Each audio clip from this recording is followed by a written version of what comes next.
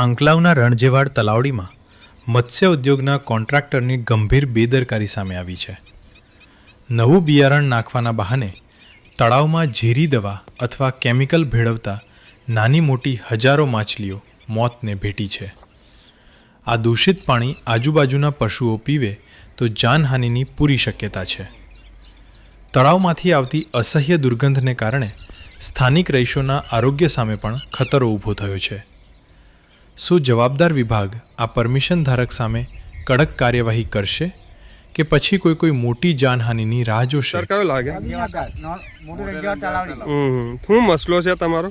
આ મછલી અંદર આ લોકોએ મચ્છીની અંદર પહેલાંથી ભાડે લઈને મચ્છી નાખી લઈ, પણ આ જે નાનું જે અત્યારે દવા નાખી છે એ લોકો અમને જાણ કરેલી નહીં. અને આજુબાજુની અંદર અમારે 150 ઘરો છે, એની અંદર 150 ઘરોની અંદર 200 થી 250 ઢોરો પાણી પીવે છે, ગાયોને ભેંસો. અને આજુબાજુના ભરવાડથી પણ ચારવા આવે તો બી પણ પાણી પીવે છે. અત્યારે આની અંદર દવા નાખી છે, આ મચ્છી બધી મરી ગઈ. અત્યારે એટલું બધું ગંધ મારે છે. આપણે